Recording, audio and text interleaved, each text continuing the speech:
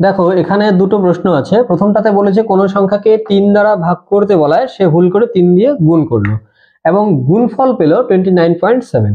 তাহলে সঠিক উত্তরটা কত হবে? চারটা অপশনের মধ্যে কোনটা? তো দেখো এটাকে যখন আমরা করতে যাব আমাদের কি ভাবতে হবে? আমাকে বলা হয়েছিল 3 দিয়ে ভাগ করতে, কিন্তু আমি করেছি কি 3 দিয়ে গুণ। তার মানে আলটিমেটলি আমাকে যেটা করতে বলেছিল তার থেকে কি আমি 9 ধাপ অন্য করেছি।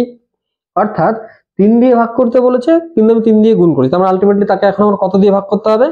9 দিয়ে ভাগ করতে হবে। তাহলে আমাকে যে সংখ্যাটা দেওয়া আছে কত পেয়েছেন? 29.7। এটাকে যদি আমি 9 দিয়ে ভাগ করি 29.7, এটাকে 9 দিয়ে ভাগ করে দাও, তাহলে 3 9 27 থাকলো, 2 7 27, 3 9 27, অর্থাৎ সঠিক উত্তর কত আসবে? 3.3। এটি হচ্ছে উত্তর। ঠিক আছে, এরপরে কি বলেছে?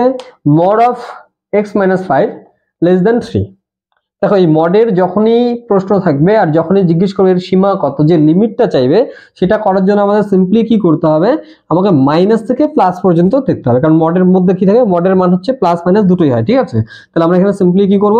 তাহলে -3 less than x - 5 less than 3 আমরা এইভাবে করব। তাহলে আমার আলটিমেটলি x এর সীমা চেয়েছে, অর্থাৎ x টাকে বের করতে হবে। এখানে x কোথায় আছে? x এর সাথে x - 5 আছে, তার মানে কি 5টাকে বাদ দিতে হবে। 5টা বাদ দেওয়ার জন্য কি করতে হবে? এখানে 5 যোগ করতে হবে।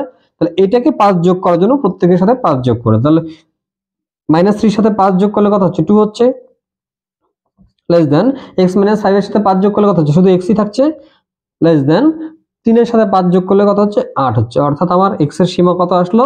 যে x is greater than 2 and less than 8, অর্থাৎ x এর মানটা কি হবে? 2 এর থেকে বড়, 8 এর থেকে ছোট, অর্থাৎ অপশন নাম্বার বি হয়ে যাচ্ছে এই প্রশ্নের সঠিক।